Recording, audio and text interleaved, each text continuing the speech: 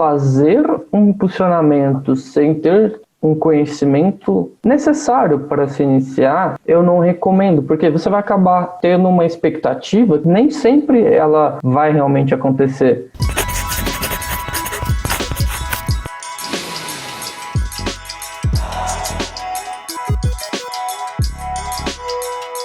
Olá, sejam bem-vindos ao Comunicar Inspira, essa segunda temporada comemorativa aos 16 anos da Frase, repleta de convidados especiais. E hoje a gente tem o prazer de receber o Neymar Moura, ele que é CEO da 8P Marketing Digital, para poder conversar sobre algumas estratégias relacionadas a essa área e alguns conceitos também que acabam sendo confusos. A gente vai colocar tudo isso aqui para vocês de uma forma mais clara. O Neymar é professor na Faculdade São Lucas e na FAAP. Foi líder do grupo de educadores do Google em Jacareí e São José dos Campos. É formado em marketing, especialista em neurociência aplicadas ao marketing, inteligência artificial, Data Science, Big Data pela PUC e pós-graduando em BI pela Anhembi Morumbi. Fora outras formações voltadas para a área da comunicação e do marketing digital, como eu falei para você, mais uma vez é muito bom ter você aqui. Agora nessa troca, já estive no seu podcast, agora recebendo você aqui no nosso Instagram. É um prazer todo nosso. Feliz aí de poder auxiliar, passar um pouquinho da minha experiência, que apesar de parecer novo, eu já foquei bem cedo na área que eu queria para me aprofundar mais tempo. Praticamente é a idade da Frase. Você tem 15 anos de mercado, a gente tem 16, então desde que a Frase surgiu, você já estava estudando sobre a área da comunicação e marketing. Exatamente. Até falo, eu acho que eu tive o privilégio, eu gosto muito de falar sobre isso, porque eu passei. Se a gente olhar a estrutura de empresa de comunicação, agência, eu passei quase por todas as etapas, né? Eu comecei com design, eu era designer, comecei minha carreira como designer, daí eu fui migrando, fui indo um pouquinho ali para... mesmo como designer, eu era designer em atendimento, algumas contas, aí eu fui migrando, aí eu fui começando a planejar, aí eu falei, meu foco é digital, eu comecei a me aprimorar no digital. Não fui para questão de redação, porque não é a minha área, mas orientação, com coisa de trabalhar junto. Aí eu falei, vou para mídia, ficar com performance, porque eu gosto muito de dados.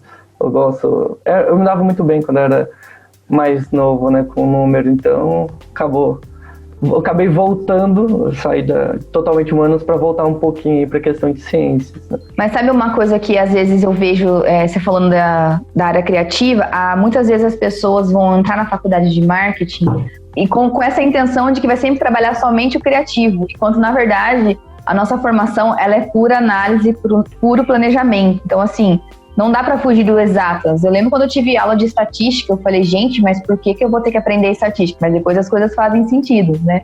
E até eu acho que para a gente contextualizar o nosso tema, né, sobre estratégia de marketing digital, e você começar falando um pouco sobre o que é o marketing digital, acho que dá para a gente seguir por essa linha aí, falando dessas equívocas que as pessoas têm sobre os conceitos realmente de marketing, de comunicação.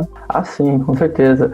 Marketing é uma coisa que muitas pessoas confundem, né? Muitas pessoas até, mesmo não confundindo, quando a gente fala assim, o que é marketing para você, não sabe definir muito bem. E nas minhas aulas que eu dou, quando eu converso, quando eu falo geralmente com familiar, porque uma das coisas que eu até falo que é engraçado na minha família é o seguinte, o que você faz? É a pergunta que todos os parentes fazem.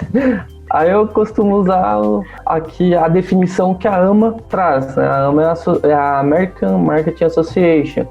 Então, marketing é atividade, conjunto de instituições e processos para criar, comunicar, entregar e trocar ofertas que têm valor para clientes, parceiros e sociedade em geral. Isso é marketing. Tá? Agora, marketing digital é nós fazermos tudo isso em um ambiente digital. Então, redes sociais. A gente pode falar nos dois âmbitos, né? Porque rede social, na verdade, é um termo da sociologia. Meu grupo de futebol offline é uma rede social e eu posso falar rede social Facebook. Uhum. Então, se eu fizer qualquer uma dessas atividades dentro de qualquer um desses contextos, nós estamos falando de marketing. E lembrando que, para que serve o marketing? Eu alinho essa definição da associação, que foi aprovada em 2017, com a definição que geralmente nos trazem nas graduações, né? Que é marketing é o mercado em movimento. A gente já conversou sobre isso, você também já falou no nosso podcast, faz todo sentido, porque se a gente falar um pouquinho de economia e tudo mais, nós temos que criar ativos e passivos para que crie uma fluidez. Se o marketing traz atividades, ou seja, ativos, para chegar num objetivo de uma empresa, nós estamos sempre mantendo o mercado se movimentando, nós estamos sempre ali colocando carro na estrada num caminho que ele quer seguir. E até você comentou a questão das redes sociais, né? Tem dois sentidos, tanto da antropologia ali, meu grupo off é uma rede social. E é uma coisa que eu vejo que se confundiu muito, né? Às vezes eu atendo pessoas aqui que me procuram, né? Vocês trabalham com marketing digital? Eu nunca de cara falo, não é a nossa área, temos um parceiro. Eu sempre falo, eu posso conversar com você para poder entender? Porque esse conceito de marketing digital muitas vezes está relacionado a fazer post. Né, essa definição, vocês fazem post, e a gente vai ver que são atividades bem mais estruturadas, bem mais complexas, que envolvem muito planejamento, muitos estudos, e que às vezes o mercado ele acabou, né, atribuindo só ao fazer post, ao estar presente na rede social, ao ter uma página no Facebook, por conta desse boom que teve com o digital, com a vinda das redes sociais, né? E aí você também vive essa realidade aí, né? É fazer post, né? E sempre tem que estar explicando. E olha, não é somente fazer post, né? Fazer post é uma das atividades, nem fazer post, né? Vamos falar o nome correto. Produzir conteúdo para as redes sociais. É uma das atividades que estão envolvidas. Sim, com certeza. Até porque, assim, a 8P, nós criamos e eu e o nosso sócio, nós passamos por vários departamentos de uma empresa de comunicação. Nós definimos, então, que nós queríamos criar estratégias de compra de mídia. Então, até por não nos definirmos como agência e falarmos que nós trabalhamos com performance, o mercado, quando entra em contato conosco, as empresas do mercado geralmente confundem, falam assim, marketing performance, vamos usar o termo que realmente o pessoal usa, vocês vão fazer post? Não. Por exemplo, a 8P é um dos canais que nós especificamente não fazemos post. Mas aí tá uma outra perninha, que aí faz parte também dessa questão de marketing digital, que é nós fazemos seu post chegar na casa, no local, na pessoa que tem maior probabilidade de comprar seu produto. Fazer post é uma coisa muito pequena no âmbito de marketing digital. Eu atribuo isso muito a várias coisas, mas uma das principais coisas é que as pessoas ainda estão acostumadas, principalmente quem não é da área, né? Quem não se aprofundou ali com essa atualização que nós temos aí com relação à tecnologia e redes sociais, com o marketing 2.0. O que é o marketing 2.0? Eu tenho pouco concorrente, poucos produtos iguais aos meus, eu enfio o produto na cara do meu cliente e ele vai ser obrigado a comprar, porque não tem muita opção de escolha e eu tenho que fazer um bom saque. Só que as pessoas faziam isso na TV, né? Uhum. A maior parte era TV. E aí, muitos que não podiam fazer TV na época, mas desde dessa época, já estavam começando a fomentar a estrutura do seu negócio, ou pensando em abrir um negócio. Hoje, como tem, e não está com tanta instrução de um profissional que entenda de marketing digital, que entenda de comunicação, nos dias de hoje, vai acabar tentando fazer a mesma estratégia de TV. Esse é o meu produto, compra. E aí espera que venha aquela expectativa gigante que vai dar resultado, e aí a maioria se frustra, porque é que nem nós conversamos, né? Eu ligo muito essa questão de marketing digital como um computador recebendo vários dados, várias informações. Então, vou fazer um post com o meu produto. Então, cabe aqui. Vou comunicar, por exemplo, eu vendo comida pet artesanal, porque tem menos agrotóxico, tem menos uma série de aditivos aí tóxicos para os transgênico, né? Exatamente. Eu não preciso ficar falando de comida para cachorro. Eu posso falar, por exemplo, que tá calor pra caramba, e se você sair com o seu cachorro no asfalto para andar, vai queimar a patinha dele. Então você tomar cuidado. Por quê? Porque eu não tô só me preocupando hoje com essa questão de que você tem que saber do meu produto. Eu tenho que me conectar com você no âmbito de relacionamento. E eu acho bacana alguns especialistas, tem vários livros aí sobre marketing digital que fala sobre isso, mas um eu não vou lembrar agora o nome do autor, mas a frase frisou muito na minha cabeça, que eles falam que ele fala que o marketing de relacionamento, que é esse marketing de nos relacionarmos dentro das redes sociais, não apenas fazer um post, ele tem que ser mais profundo do que o relacionamento de um casamento.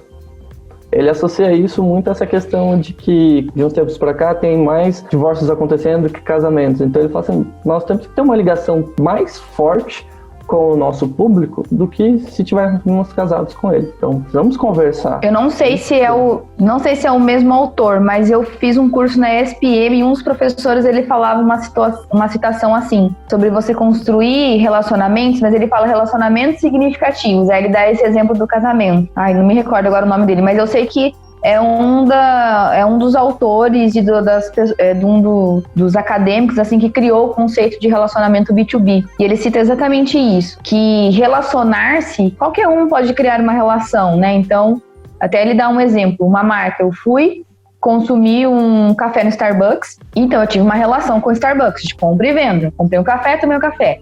Agora, quando você fala de esse relacionamento significativo, aquilo ali, ele trouxe um significado realmente emocional, cognitivo pro meu cérebro, né? E aí eu lembro. Então, assim, Starbucks pra mim, Pamela, tem muito lembrança de quando eu trabalhava na FGV e eu descia pra poder tomar café com meu amigo, pra gente poder, tipo, desabafar. Ou quando eu estudava na pós-graduação, eu ia na onde? Na Starbucks pra poder estudar. Então, quando o seu cérebro faz essas... você é formado em neurociência, sabe melhor do que eu, mas quando a gente faz essas associações cerebrais e dá um significado para aquela marca no nosso cérebro, aí sim a gente atingiu essa profundidade de estratégia. Bom, então a Starbucks é uma marca grande, mas eu vejo que tem muitas marcas pequenas que conseguem fazer isso, porque os donos, né, ou quem está ali envolvido no processo de marketing, é muito esforçado, né, principalmente nessa parte de estudo, né, de ir correr atrás. Hoje existem empresas, assim como a Frase, assim como a 8P, que se complementam nos trabalhos, mas também tem muita gente por aí que precisa dessa ajuda, né? De, olha, eu vejo que o nosso atendimento, tanto o meu quanto o seu, ele é muito mais consultivo, né? Na hora de atender uma necessidade. A gente nunca vai chegar e vai falar, então tô aqui um escopo para você e é esse o formato, é assim, é tanto que você me paga por mês e eu te dou um relatório a cada 3 meses, algo assim, né? Então, como eu vejo que os nossos modos de trabalho, eles são bem alinhados, são bem parecidos, a gente trabalha muito mais hoje focado em entender o que o cliente precisa, para daí sim fazer algo bem customizado, bem específico para aquela necessidade deles, né? Exatamente. Até legal você ter citado esse exemplo seu, porque dentro da sociologia tem um nome para isso, é meio difícil de falar, é antropomorfismo. Esse estado, a gente pode dar um exemplo, por exemplo, o seu, você está muito associado à amizade, à questão de desabafar. Quando você lembra de Starbucks, você lembra disso. Tem marcas que conseguem fazer isso de uma maneira tão bacana que é muito bonito de se ver, assim, o resultado. Para simplificar essa palavra gigante de trava-língua, a gente pode falar sobre a associação entre eu ter, por exemplo, um animal de estimação e eu ter um familiar. Tem gente que trata que nem filho, um cachorro, um gato ou qualquer outro animal de estimação. No momento que essa pessoa está fazendo isso, ele já criou essa questão de antropomorfismo. E as marcas podem fazer isso, principalmente com comunicação. Logicamente, tem que criar esse relacionamento, tem que ser significativo. Senão, você vai ser só mais um falando, ó, eu tenho um produto, você quer? Então, se você não quer, eu quero falar com o próximo. Quase que uma feira, né? Exatamente. E aí, agora, uma próxima pergunta nossa aqui, como fazer esse marketing digital, né? Às vezes as pessoas acham que é fácil, como eu falei para você, que tem uma fórmula pronta, um planejamento pronto, mas a gente sabe que não é dessa forma. Então, para você até mesmo contar um pouco de como vocês trabalham, como que são essas etapas, esses passo a passos que a 8P hoje preza, que fez vocês olharem, né, como você disse, no começo eu e o Diego, ao invés de a gente passou por vários âmbitos dentro de uma agência, né, sobre essa estrutura de comunicação das marcas, mas a gente resolveu trabalhar, principalmente na parte de performance, porque a gente queria desenvolver o nosso jeito, e o jeito é esse da 8P de trabalhar. Legal. Eu recomendo sempre uma coisa que está intrínseca no nosso nome. 8Ps. A gente segue... A 8Ps da 8P Marketing, ela não é à toa, né? Quando eu estava me graduando, que eu criei essa marca, eu já estava estudando com o Conrado Adolfo, os 8Ps Marketing Digital. A gente segue muito ele aqui na 8P. Então, para citar, são 8 pilares. Então, é pesquisa, que é um dos nossos pontos mais fortes. Essa é a primeira fase nossa. A gente pesquisa muito, não só sobre a empresa, mas a empresa, as pessoas que se relacionam com essa empresa. Aí tem a questão de concorrentes diretos, indiretos, transversais, que aí a gente traz, por exemplo, qualquer startup, qualquer empresa de tecnologia que acaba atravessando vários segmentos. Então tem agora um terceiro tipo de concorrente aí, né? Nós vemos tendências, nós tentamos analisar também por dentro o que já foi feito, qual que é o cenário atual dessa empresa, até porque pode ser que eles já estejam num bom caminho, eles só precisam potencializar alguma coisa. Então, pesquisa é o pilar mais importante que nós falamos aqui. Depois da pesquisa, nós temos 2 planejamento. Então, basicamente, nós temos que saber onde nós estamos, nós temos um objetivo, então nós vamos construir o caminho até esse objetivo. Planejamento básico. Produção, que aí realmente é questão de colocar mais a mão na massa, produzir, como que a gente vai produzir, que tipo de comunicação vai ser produzido, que tipo de ação vai ser feita, porque no nosso caso nós não criamos conteúdo, mas nós trazemos uma ação para esse conteúdo. A publicação, realmente, gerar essa publicação. Promoção, aí eu sempre coloco uma linha que eu falo assim com os meus alunos, promoção não é compre 3, leve 2, promoção é promover, então colocar isso para nós, vou dizer assim, eu não gosto muito de falar a palavra dos usuários. Tem diversos filmes que a gente pode ver aí na internet, em streams, que nós, no final das contas, somos usuários, né? Propagação, que é quanto mais assertivo eu começar a ser, o meu conteúdo vai começar a propagar mais e de forma mais fácil, não precisando tanto de compra de mídia. Aí é a questão de personalização, então não é só eu colocar esse conteúdo, aí independente do conteúdo no ar, então eu coloco e eu começo a olhar padrões, dados, eu consigo personalizar em alguns tipos de conteúdo. Em outro tipo, eu recrio um outro formato para personalizar mais ainda para a minha persona. E aí chega essa questão de precisão. Quanto mais vezes eu rodo todas essas etapas, mais preciso eu começo a ficar. Então, quanto mais preciso, maior aí vai ser a propagação, que no final das contas vai trazer um resultado super bacana para nós. Tá, Demar? Esses são os 8 P's do Conrado Arolfo. Como vocês fazem? Nós temos 3 pilares que nós trabalhamos aqui dentro. Nós chamamos de DNA de performance, onde nós criamos um DNA de ações que tem muito a ver com as características da marca, quase como uma missão e valores da marca, mas são ações que vão ser realizadas no digital. Essa DNA de performance, ele não é visto somente com relação à marca, mas também à plataforma. Então, que plataforma que nós vamos fazer a ação? Com o tipo de ação da empresa, a gente consegue definir quais são os melhores escopos e como que nós, aqui do lado de dentro da 8P, conseguimos ensinar a inteligência artificial, o algoritmo Facebook, o algoritmo Google, a trabalhar não só para as próprias empresas, mas também trabalhar para as empresas que nós atendemos. Depois do DNA de performance, nós temos essa questão de ensinamento da máquina, né, que tem muito a ver com estrutura de anúncio. Aí nós vemos dados históricos, aí nós criamos também gerações de anúncios. Nós trabalhamos essa questão muito parecida no formato que você constrói um neurônio artificial, né? Se eu quero que identifique que essa imagem é um cachorro, como que o neurônio artificial vai identificar? Eu coloco vários neurônios, cada um ensina um atributo, e aí eu rodo um teste.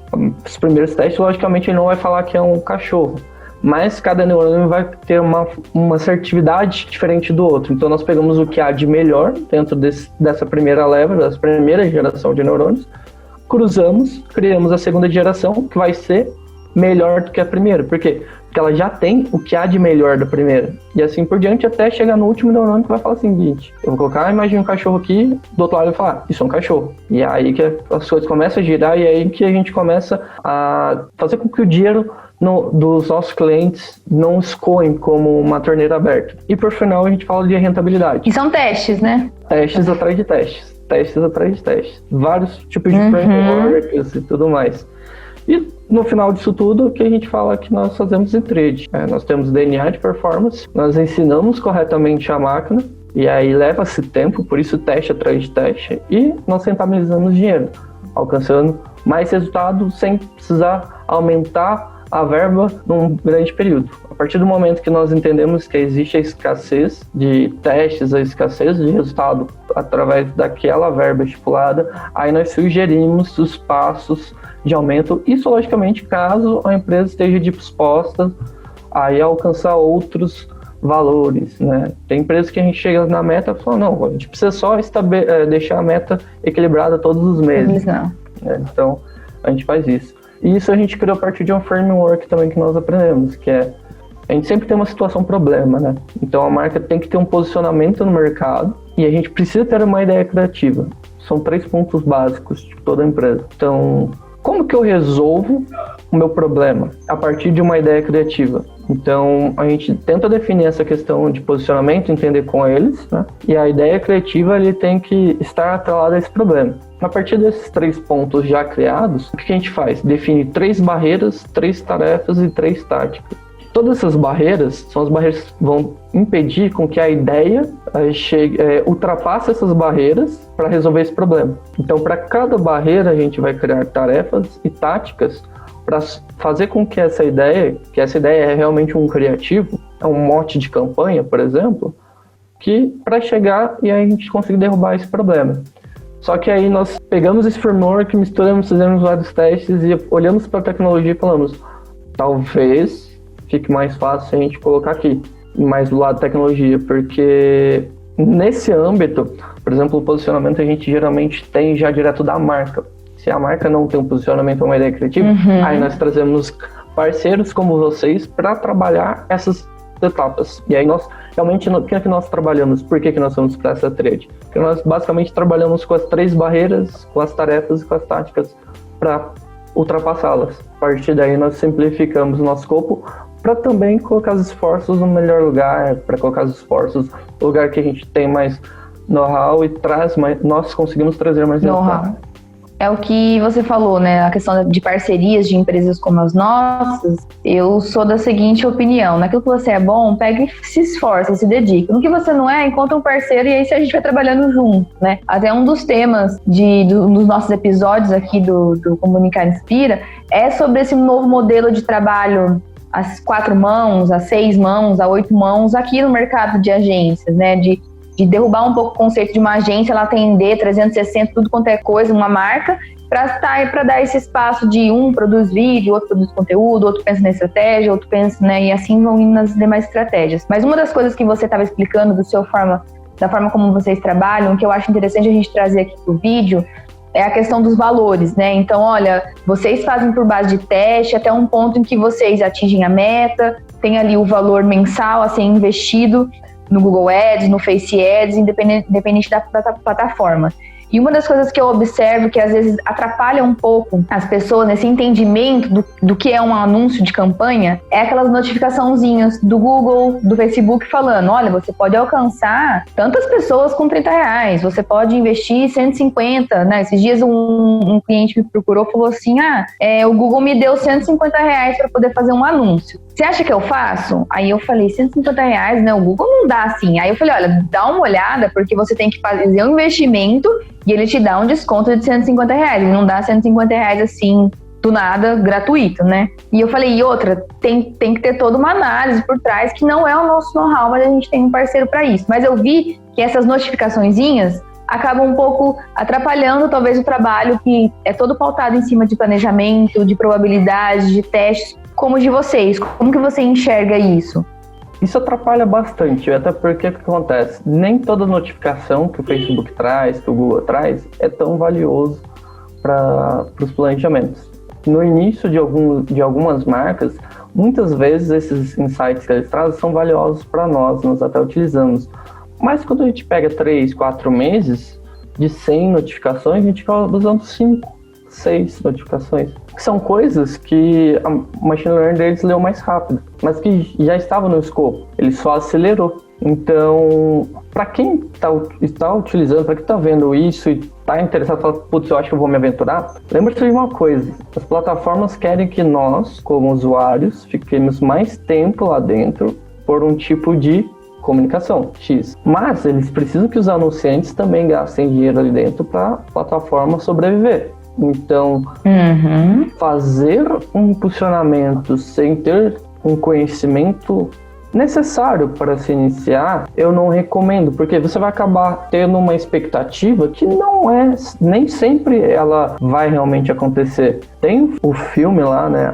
Eu falo filme, mas é documentário, né? O Dilema das Redes. Tem duas coisas que eles falam que eu acho super interessante, que é uma, eles fizeram a tecnologia para ser viciante, né? Então a questão dos nós scrollarmos para baixo no final do Instagram para atualizar o feed é o mesmo movimento de máquina caça-níquel, né? A gente puxa, roda e o que vai cair? Então isso vicia instintivamente. Mais coisa. Exatamente. E outra coisa também que eles falaram que eu achei super interessante é conteúdo fake news vende mais. Por quê? Porque a verdade é chata, a verdade não vende. Então, uma das coisas que a gente tem muito cuidado aqui é de que os anúncios dos nossos clientes sejam o mais verídicos possíveis e não estejam atrelados a um feed que tem aí o máximo possível que nós conseguimos é deixar longe dessa questão das fake news. Por quê?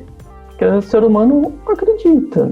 No Dilema das Redes o pessoal fala, o jogador de basquete falou que a Terra era plana, porque ele viu um vídeo, ele realmente acreditou, e depois ele se desculpou ao vivo numa palestra que ele deu. Mas isso foi por quê? Porque nós somos, nessas plataformas, isso eu tô falando fora anúncio até, nós somos manipulados o tempo inteiro.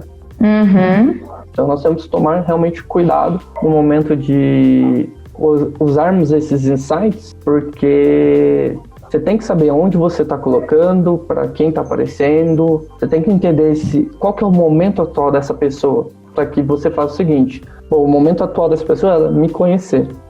Legal, você vai colocar dinheiro para ela te conhecer. A maioria das pessoas, pelo menos a maioria dos marketing chegam até nós, é só o seguinte, eu quero vender, só que eu impulsiono aqui, eu dou aqui um impulsionar, e não vende. Mas por quê? Porque a pessoa não está no momento de vender. Às vezes ela está no momento de conhecer, às vezes ela está no momento de conversar com você. Essa é a questão de relacionamento. E dá para ter esse relacionamento com campanhas de anúncio. Muitas das coisas. É uma das coisas que nós fazemos por aqui, que é acelerar esse relacionamento através da mídia paga. Vamos lá, para a gente continuar e finalizar, você que está no mercado acadêmico, como professor aí, como que está a sua perspectiva em relação à formação dos profissionais hoje no mercado de trabalho, principalmente nessa área? Como a gente começou no início do vídeo falando, muitas pessoas se confundem, né, com os termos. Como que você vê isso? Como você enxerga? Essa confusão ainda é muito grande na mente das pessoas, principalmente porque acredito muito por causa de experiências da capital, de São Paulo, né? Você trabalha com comunicação, você trabalha com marketing. Todo mundo quer sair, por exemplo, daqui do Vale, quer ir para São Paulo. Aí chega em São Paulo, você trabalha numa agência que vai te fazer trabalhar feito um doido, já sabe lá que horas você vai ficar no ar. E aí você tem uma remuneração que você acredita ser alta o bastante para pagar. Então, tem pessoas que entram falando assim, pô, vou pro criativo é mais fácil, dá para ganhar prêmio, tudo mais. Mas tem pessoas que ficam ali no meio termo. Pô, eu não sou nenhum criativo tão profundo quanto um criativo desse, mas também eu não sou uma pessoa que fica analisando número. Eu ainda vejo que falta essa questão do profissionais de marketing, principalmente marketing digital, fala assim, poxa, eu não vou fazer um pacote de 3 posts no Facebook, cara. Eu vou fazer 3 posts no Facebook porque a sua persona, ela entra X vezes no dia, então com 3 posts no Facebook a gente vai cobrir esses horários e aí a gente vai colocar anúncio em outros horários para a gente ver se há necessidade nesses primeiros 3 meses de se ampliar a comunicação. Porque isso é ver dados, né? No final das contas a gente vai olhar se está dando certo dessa forma. E eu não vejo isso. Eu vejo muito essa questão de, tipo, pô, vou aprender isso, eu vou formar pacotinhos. E as pessoas vão criando pacotinho. Só que assim, na nossa área, não dá para ficar criando pacote, né? É o que eu falo, eu gosto sempre de analisar a empresa. Faz o seguinte, a gente já conversou, você sabe a metodologia de trabalho, eu tenho esses 2 tipos de pagamento, mas deixa eu analisar um pouquinho a tua empresa, o que você quer, e eu te trago um retorno de proposta. Por quê? Eu vou analisar N fatores, vou ver complexibilidade de se conectar dados, qual que é a maturidade de marketing digital, qual que é a maturidade de análise de dados da empresa, quão acelerado eu posso ser para fazer que essa maturidade cresça. Então tem N fatores. Em contrapartida, os clientes, eu vejo que eles estão acostumados, eles preferem esse tipo de proposta, criar esses pacotes. Então a gente está nessa zona ali de isso aqui não é legal, mas é o que funciona. O cliente tende assim. Então fica um vai e volta ali de discussões de ideologias, vou dizer assim, dessa forma. Essa questão aí que você falou dos pacotes é um tema polêmico. Eu acho que até é pauta para um outro vídeo, vou deixar anotado aqui nos insights, porque é uma coisa que entra muito aqui com a gente, eu converso com os meninos, a gente já tentou trabalhar com essa forma, mas também não deu certo, então acho que vou deixar esse insight para quem está assistindo, que futuramente a gente volta e fala sobre os pacotes, né? Sim. Mas é o que você falou, a gente tenta encontrar um meio termo e fazer as coisas funcionarem da melhor forma possível para todo mundo, não é? Exatamente. Tá, Demar, olha, das minhas perguntas aqui para a pauta, a gente falou sobre tudo. Acho que foi como a gente gravou 2 vezes, né? Que a primeira deu problema, essa é a segunda. Acho que a segunda a gente acabou sendo mais objetivo, conseguimos falar, trazer um pouco da forma como a 8P trabalha. Vamos colocar as redes sociais de vocês aí depois nas telas também, né? Para as pessoas conhecerem, vamos marcar no vídeo. Eu agradeço muito a participação de você novamente nessa disponibilidade. Muito obrigado mesmo, é muito bom ter um parceiro assim. Eu falo, toda vez que eu converso com você, eu aprendo muito, porque não é o nosso know-how, então sempre eu saio daqui aprendendo. Ontem, quando eu fui gravar um vídeo aqui pra frase, eu falei, vou dar o exemplo do Demar. Então, um computadorzinho e vem vários cabos aqui. Aí eu falei, não, vou deixar essa ideia pra ele mesmo, pro texto, pro vídeo do Comunicar Inspira. Mas é sempre bom a gente estar nesse contato, que a gente aprende bastante. Isso, eu que agradeço aí pela oportunidade, pelo espaço que você abriu aí para nós conversarmos também com o público de vocês. Esse aprendizado, eu sempre falo, é sempre recíproco, porque apesar de eu ter passado por várias etapas, comunicar não é muito o meu forte, principalmente porque eu já sou analista há um bom tempo, então ficar bastante na cara do computador, conversar com os números é mais a cara, mas conversar com pessoas que nem vocês sempre nos trazem muitos insights, muita riqueza aí com relação a, já entendi como funciona, se eu tô com esse cliente, vou fazer o link com a Pamela, porque ela vai conseguir aí chegar e arrebentar trazer um projeto super bacana para eles. E isso tudo a gente só consegue dessa forma mesmo. Legal, agradeço mesmo. Eu espero que vocês tenham gostado. A câmera tá pra cá, eu tinha virado o celular. Eu espero que vocês tenham gostado desse bate-papo. A gente começou falando sobre conceitos de marketing digital, chegamos a falar sobre pessoas que não tem como fugir e terminamos falando um pouco sobre o mercado, né, para você que está interessado em se especializar nessa área ou não. A gente se vê no próximo episódio do Comunicar Inspira, trazendo mais conteúdos para vocês, com profissionais como o Demar, que inspiram também o nosso trabalho aqui na Frase. Até a próxima!